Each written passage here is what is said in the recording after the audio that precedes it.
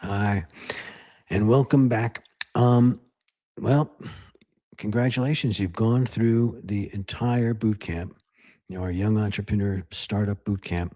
And so this is going to wrap it all up. I mean, we've gone through all the different parts, and now this last one is about basically what comes next. And the key there is keep going. No matter what happens, you don't give up. So many people have, you wonder how many people have given up just before they, started to get some traction or started to get some success. If you're disappointed, you just have to have faith. You just have to keep going. I've been lucky in many businesses, I think sometimes, gosh, where I had a stroke of success early on, very early on in the business, and then a long term trying to replicate that, trying to break the code, trying to figure out what I had to do to repeat that success, and meeting with nothing but quiet and unresponsiveness and failure, and but what kept me going was that I knew that I could do it because I had an early success. And I think sometimes, wow, what would have happened if I didn't have that early success? I probably would have given up because it'd be, nothing's working. People aren't interested in this. So sometimes luck can really work to your advantage to have an early success. And then it's like, oh, I know I can do it because I did it. And then you don't have to rely on faith because you have experience. But that's really the kind of thing that we all have to try to do, is just keep going. And so if you find something that, it doesn't have to be something that you love, it doesn't have to be your passion basically, but something that you just feel compelled to do for whatever reason, you just want to keep doing it because parts of it are interesting, or the technology is interesting, or the way you can reach out to people. There's so many components that can be really fascinating that you just want to keep doing it. And then it's also feels sort of gamified, right? As you put something out and you can measure the results, how many people were interested, how many people clicked on a link or whatever it is, it starts to be like a game. It's like, wow, you get that because you get that immediate feedback. And so that type of gamification of the whole business model becomes something that gives us momentum, because once you can see a little bit of improvement or a little bit of activity, then you want to repeat that. And so that starts to help you to stay with it, because there's pleasure in that, right? And you get these little hits of dopamine, right? The pleasure chemical. And when you put out an article, say, a post, and it's a little written thing, and some people, two people like it, it's like, gosh, two people actually read my thing and like it. And you start to interact with your tribe, and you start to find the people all around the world that you have the same kind of interest with, and that is incredibly satisfying. So keeping going isn't always about slogging along and persisting and keeping your head down and grinding it out. It actually, and that's kind of the push element, right? But there's a pull element too. When somebody likes your stuff, it's like, really, you like that? Well, I can do more of that. And then you start to produce more content or whatever it is. So there's this pull that happens as people find what you're doing interesting, even in the littlest way. So try to make something that where people can like it in the littlest way, so that you can get that on that virtuous cycle of iterating through and doing more and more and more, because people like it. You want to see that again. You want to get that little rush of excitement and enthusiasm, that dopamine rush, and that keeps us going. And I think it's more satisfying to have that pull, it being pulled through our keeping going, than being feeling like we're pushing and struggling through that keeping going type of activity. So um, wanted to talk about that for a minute, and because this is exciting stuff, and we're doing it, which is really great. And to build anything out of nothing, right? Build something that's your own idea. I mean, how incredibly satisfying is that? It's just unbelievable. So you've already done, congratulations. You've done more than most people, right? You've actually, you know, most people have a business idea, they never act on it. Ideas are a dime a dozen. It's in execution, it's in the acting on the ideas. And you know that. And so congratulations, life is going to be Maybe not easier for you, but it should be a heck a lot more interesting and exciting and satisfying because you're making things that you thought of. I mean, that's just a great thing. From my experience, been just a fabulous thing. So, you're not waiting for the right conditions and stuff. You're just moving forward. And that's really the key. And what we've learned, right, is how to think like an entrepreneur, how to find problems worth solving. We've gone through all this, know your customer deeply, map out your business model, build and test your minimal viable product, the build, measure, learn, pivot or persevere kind of ideas, understanding your numbers. Key to business is accounting and how money flows through a business, how it comes in and how it goes out and how much you end up saving. It's not how much money you make, it's how much money you keep. And how to market your idea, how to do awareness campaigns, how to, do compelling messaging. We've talked about, the marketing, and then how to pitch, how to present your idea with conviction. And these things are really super important. And these are skill sets that you can use in so many different ways in your life. So, you've really learned a Swiss Army knife of skills here.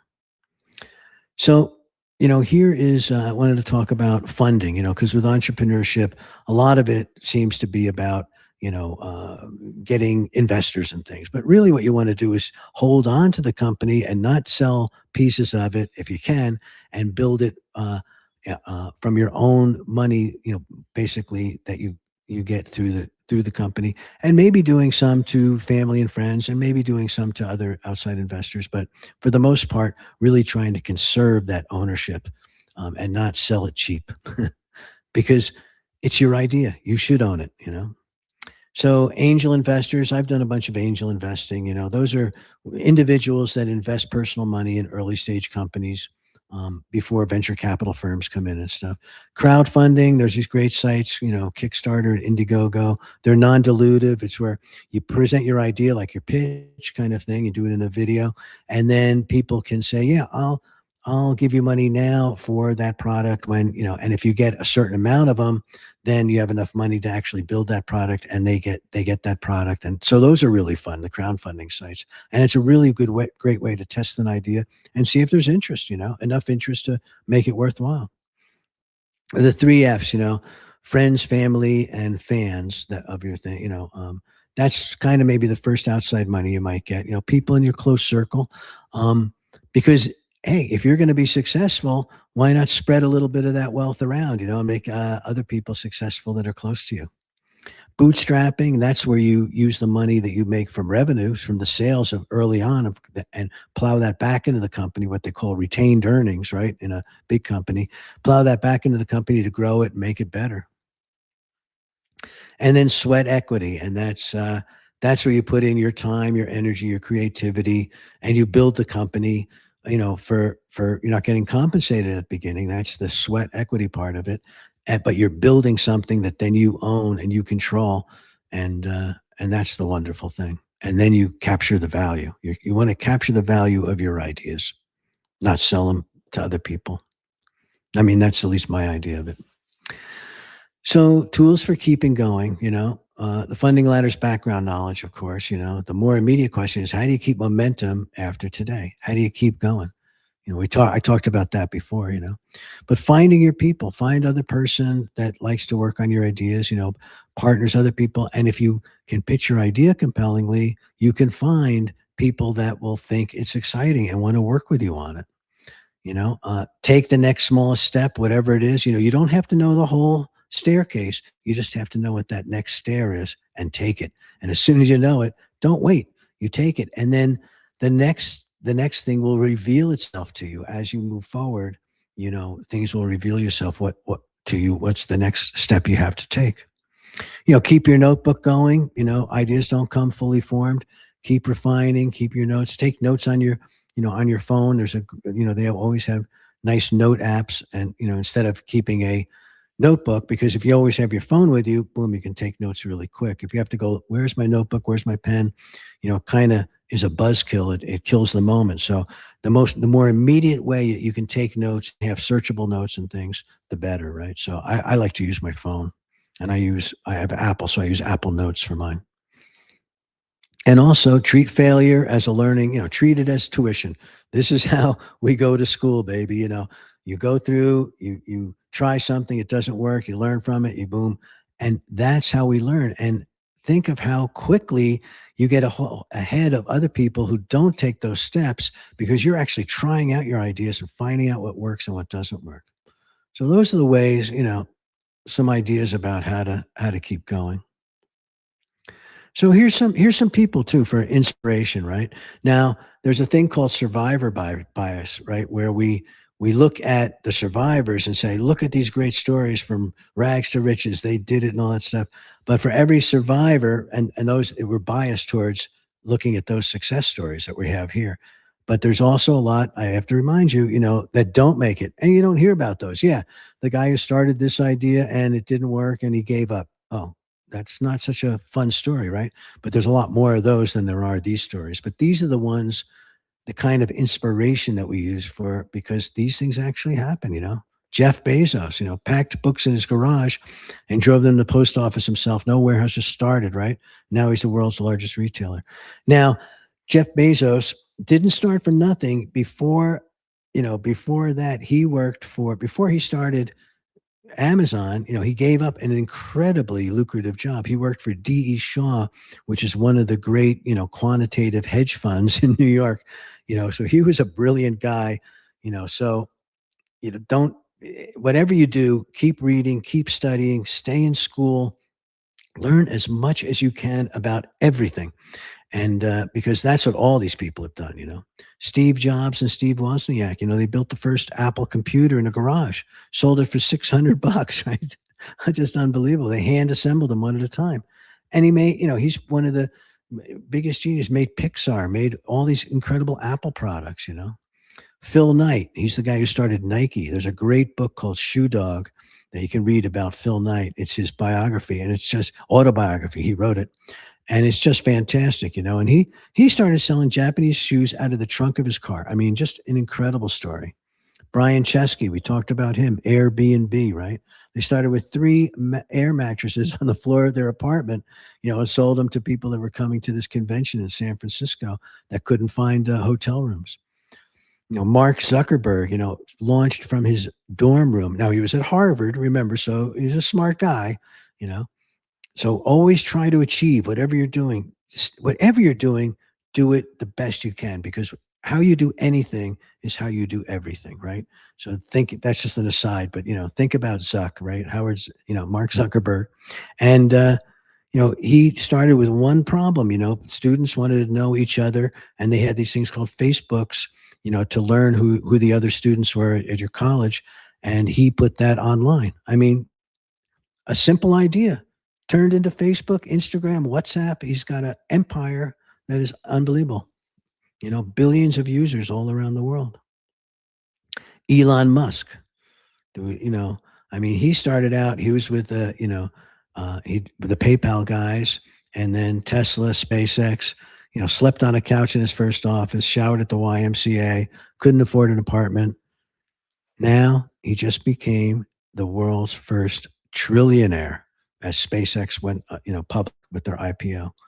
So incredible success stories, and that's, at the end of the day, we're not going to do it to be famous or rich really, but, to change the world and make your dent in the universe kind of thing, as Steve Jobs said, that's what we're all after. So here's the biggest picture, the bigger picture. Everything you learn, everything you've learned extends way beyond entrepreneurship to other aspects of your life. Every career, whatever you have an entrepreneurial idea about it is really great for moving up a corporate ladder or something like that. Every relationship that you have, every relationship is like a customer relationship, right? Or a negotiating relationship where you want to understand what the other person needs. You want to have empathy. You want to really get into what is important to them, your romantic relationships, your parents, everything. This really, goes with your friends. Every goal you have, how do you achieve that goal? Well, you make some hypotheses about how to get there. You test them by taking some action. You learn from what happens with that action, and then you adjust and you keep moving forward in that way. Sometimes in tiny steps, they can be very, very tiny, but anything is better than zero, right? Any tends to compound, will compound, and anything zero is not going to compound. So you have to take very small, bite-sized actions all the time. We have to have a bias towards action and navigating change, creating while others are waiting, while others are standing on the sidelines. You're going to be out there figuring out how to do it, right? So the first thing is to start, right? And the second thing is to keep going. That's the only real secret. That's the secret. And as all those people we just talked about, none of them had perfect conditions. None of them had a guarantee. And that's the thrilling part, right? You don't know what's going to happen. You don't know what's going to succeed. Only in retrospect can you connect the dots and see what made this happen or that happen. And it's going to be uncertain, uncomfortable. You're going to have to grope your way, and you have to get comfortable with discomfort. You have to get comfortable with uncertainty. You have to get comfortable with making decisions with incomplete information, right? But that's that's what makes it challenging. That's what makes it life affirming. So you have the same starting point that they had. You have an idea and a willingness to try. And now you have the tools to do it more intelligently than they even did. So the rest is iteration. Test, learn, test again, learn, measure things. So I hope you really enjoyed this, because I've enjoyed talking about it with you. And this is my journey. I'm sharing what I've learned from my journey. So here's the key terms, here: sweat equity. We talked about that. It's putting in your time and effort. Um, Angel investors, people put in money. Venture capital is sort of a more professional money putting into early stage companies. An accelerator is a company a program like this, basically, that moves you through turning your idea and refining your idea into a product that works. Um, Bootstrapping is taking the revenue that you make from sales, plowing that back into the company. Equity is the ownership of the company, right? Non-dilutive funding like Kickstarter and things is, angel investors and venture capital, they take a piece of the company, say 20% for $500,000 or whatever it is. Non-dilutive funding, they give you money in advance for products or services you're going to deliver, and they don't take any ownership. So that's why Kickstarter and Indiegogo, are really nice, because they're non-dilutive funding. Grants or non-dilutive funding, things like that. And iteration, right? The cycle. Try, learn, try again, and you keep going in that type of a cycle. So that's it. We have gone through this the complete arc. Think like an entrepreneur, find problems worth solving, know your customer, build your business blueprint, build something real, right? Minimal viable products and all. The money basics: accounting, revenue minus expenses equals profit, net income. Telling people about it, marketing and all. And then the pitch, we talked about that last time. And now the secret sauce: keep going. So with that, I'm going to say best of luck, and it's been a pleasure. And please stay in touch with me. Tell me how it goes for you. Love to know. And I really